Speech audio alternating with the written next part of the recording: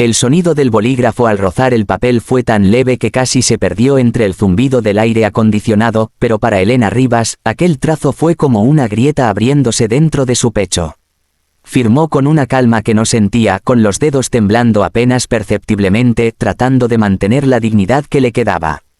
Frente a ella, su exmarido, Hugo Santamaría, la observaba con ese aire distante y frío que había adoptado en los últimos años, como si la mujer que una vez amó fuera ahora solo una sombra que le estorbaba en su nuevo camino. El abogado carraspeó y recogió los documentos con movimientos rápidos sin atreverse a romper el silencio. Era evidente que aquella pareja había llegado al final sin gritos, sin lágrimas, sin escenas. Todo lo que alguna vez hubo, la pasión, la complicidad, los sueños compartidos, se había evaporado hacía mucho, dejando solo un vacío formal que ahora se cerraba con una firma. «Te transferiré lo que acordamos esta tarde», dijo Hugo, rompiendo la quietud, mientras se levantaba con su habitual eficiencia. «Espero que esto te dé la tranquilidad que mereces». Elena levantó la vista. Por un instante pensó en responderle, en recordarle cuántas veces se había repetido esa frase de tranquilidad, cuando él la apartaba de los asuntos de la empresa, cuando le pedía que confiara, que no se preocupara. Pero no dijo nada. Se limitó a asentir con una sonrisa cortés, una de esas que usaba en reuniones sociales para ocultar lo que realmente sentía. Cuando él salió, el silencio se hizo más profundo. El abogado le extendió la mano. «Lo siento, señora Rivas. A veces, lo mejor es empezar de nuevo». Ella lo miró y por primera vez en meses sus ojos se suavizaron. «No se preocupe, licenciado. A veces hay que perderlo todo para recordar quién se es». Guardó los papeles en su bolso, se puso su abrigo beige y salió del despacho. Afuera, la tarde estaba gris. Las nubes se acumulaban sobre los edificios y un viento helado recorría las calles del centro. Caminó sin rumbo, dejando que el ruido de los autos y las conversaciones la envolvieran. Por dentro, estaba vacía. No de tristeza, sino de cansancio. Durante 9 años había sido la esposa perfecta, leal, trabajadora, paciente. Había ayudado a Hugo a levantar su empresa tecnológica desde cero, pasando noches enteras revisando balances, creando proyecciones financieras, buscando inversionistas. Ella tenía una mente brillante para los números, pero nunca se jactó de eso. Prefería mantenerse detrás de escena confiando en que él reconocía su valor. Pero el reconocimiento nunca llegó. Cuando la compañía empezó a ganar contratos grandes y a atraer inversores, Hugo se transformó. Dejó de consultarle las decisiones importantes. Contrató asesores externos, cambió la estructura de la empresa y poco a poco la fue desplazando. «Necesitamos profesionalizar la gestión», le dijo una noche mientras cenaban. «No es personal». No fue personal, hasta que lo fue. Elena descubrió el engaño por accidente. Una llamada a medianoche, un mensaje sin borrar en su teléfono. Al principio creyó que era una confusión, pero no. Hugo tenía otra mujer, una joven relacionista pública que lo acompañaba a los eventos, que sonreía en las fotos junto a él. Cuando Elena se atrevió a enfrentarlo, él no lo negó. Solo dijo, «Las cosas ya no son como antes». Y ahí entendió que el amor se había acabado mucho antes de que él se fuera. Aquella tarde, mientras cruzaba la avenida, sintió que el mundo seguía girando sin detenerse. Las personas caminaban deprisa, los vendedores ofrecían sus productos, los autos tocaban bocina. Nadie sabía que una mujer acababa de cerrar un capítulo entero de su vida. Nadie sabía que, por dentro, estaba temblando. Al llegar a su apartamento, un pequeño piso en el barrio donde vivía antes de casarse, dejó la cartera sobre la mesa y se quitó los zapatos. La soledad del lugar la envolvió. En las paredes aún había cajas sin abrir, fotos que no se animaba a colgar. Sirvió una copa de vino y se sentó frente al ordenador. No sabía por qué lo hacía. Tal vez era la costumbre. Durante años había revisado los informes de la empresa, incluso cuando ya no era parte activa. Era su manera de seguir sintiendo que pertenecía a algo. Abrió una carpeta vieja llamada Fundación Santa María Tech. Allí estaban los primeros documentos, las actas de constitución, los contratos de los primeros inversores. Y allí, en medio de todo, encontró algo que le heló la sangre, su nombre. Su firma, una cláusula que mencionaba su participación accionaria inicial, 40%. Había firmado ese documento junto a Hugo el día en que registraron la empresa. Luego, años después, él le dijo que era necesario actualizar los papeles, que debía firmar unos cambios legales para simplificar la estructura. Ella, confiando, firmó sin leer. Esa noche, por primera vez en mucho tiempo, decidió no dejar pasar nada. Abrió los correos antiguos, revisó los contratos, comparó fechas y firmas. Había inconsistencias, detalles mínimos pero suficientes para despertar una chispa de duda. Hugo había modificado los estatutos sin cumplir con todos los procedimientos legales. Y si eso era cierto, entonces su participación seguía vigente. El corazón le latía con fuerza. Quería confirmarlo, pero sabía que necesitaba ayuda. Así que a la mañana siguiente llamó a Sergio Villalobos, un amigo de la universidad que ahora trabajaba como abogado corporativo. No lo veía desde hacía años, pero siempre había confiado en su ética. «Sergio, necesito que veas algo», le dijo al teléfono con voz firme. «No quiero dinero, no quiero venganza. Solo necesito saber la verdad». Una hora después estaban sentados frente a frente en la oficina de él. Sergio hojeó los documentos con ceño fruncido, marcando párrafos con su bolígrafo. Pasaron los minutos en silencio hasta que, finalmente, levantó la vista. «Elena», dijo lentamente con una mezcla de sorpresa y admiración. «Esto es muy serio. Si mis cálculos son correctos, todavía eres dueña del 40% de la empresa». Ella lo miró sin comprender. «Eso no puede ser. Hugo cambió los estatutos hace años». «Sí, pero nunca notificó oficialmente a todos los socios ni presentó las modificaciones ante la Cámara de Comercio en el plazo legal. Técnicamente, los cambios son inválidos. Este contrato original sigue teniendo valor jurídico». Elena se llevó una mano al pecho. «¿Estás diciendo que sigues siendo copropietaria de una compañía valuada en más de 400 millones de dólares?» El silencio llenó la sala.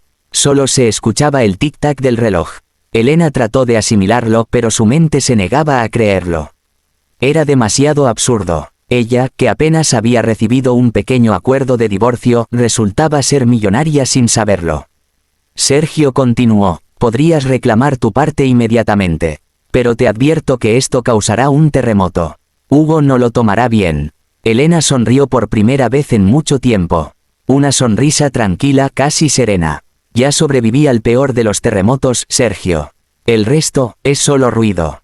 Esa noche no durmió, no por miedo, sino por una energía nueva que la mantenía despierta. Pasó horas escribiendo un correo. Breve, directo, sin amenazas. Lo dirigió al Consejo de Administración de la empresa, adjuntando los documentos que probaban su copropiedad y solicitando la restitución inmediata de su participación accionaria. Lo leyó 3 veces antes de enviarlo. Y cuando lo hizo, se quedó mirando la pantalla unos segundos como si no terminara de creer lo que acababa de hacer. Luego cerró el ordenador, apagó las luces y se fue a dormir. El amanecer llegó con un cielo despejado. Hacía meses que no sentía tanta paz. Se preparó un café y encendió su teléfono. Tenía más de 20 mensajes sin leer. Algunos eran de Sergio, otros de números desconocidos. Uno en particular contenía un enlace a un artículo. Cuando lo abrió, sus manos comenzaron a temblar. Elena Rivas, la cofundadora olvidada que emerge como nueva millonaria en el sector tecnológico. Su foto ocupaba la mitad de la pantalla. En el texto se detallaba su papel en la creación de la empresa, los documentos que probaban su participación y el hecho de que el Consejo había validado su posición legal. Los medios la llamaban la mente invisible detrás del éxito. El teléfono no dejó de sonar. Llamadas de periodistas, correos de felicitación, incluso mensajes de antiguos compañeros que antes fingían no conocerla. En cuestión de horas, su nombre estaba en todas partes. Elena dejó el móvil sobre la mesa y respiró hondo. No sonrió, no lloró.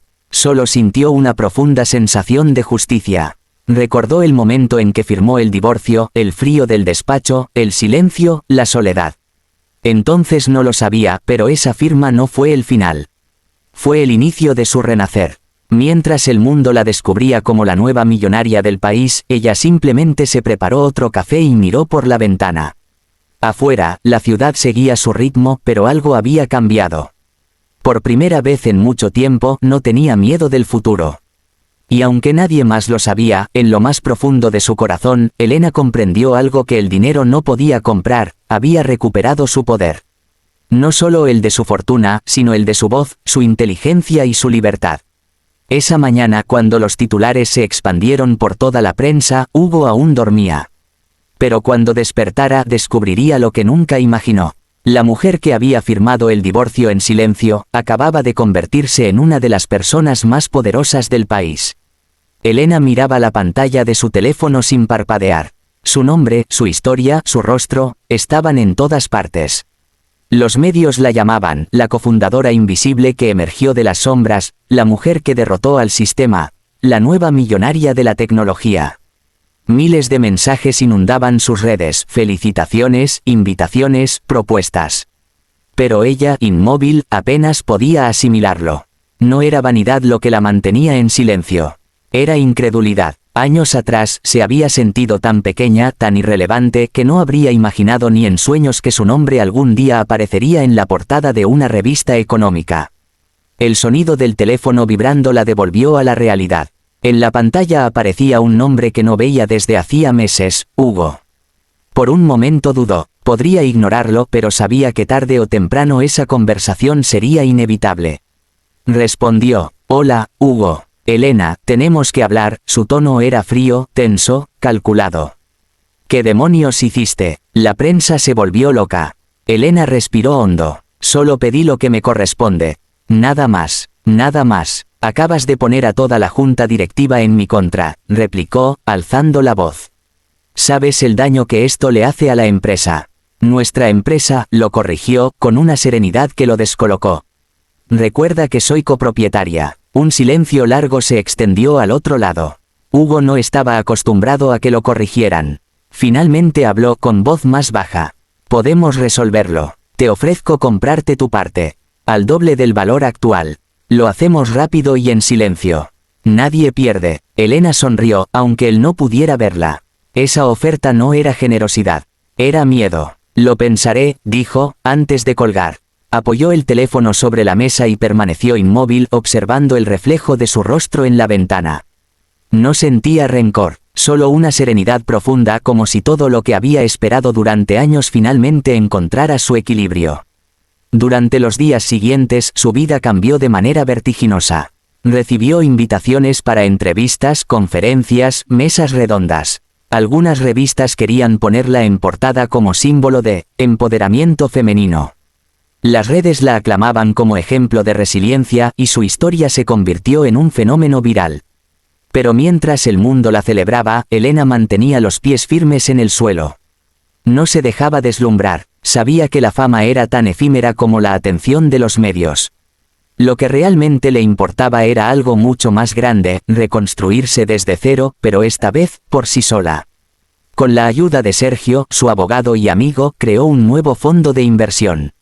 Lo llamó Renacer Capital, un nombre que reflejaba exactamente lo que sentía.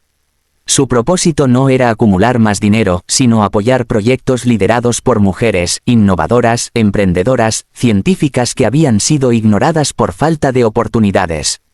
Cuando el fondo fue anunciado públicamente, los medios volvieron a hablar de ella.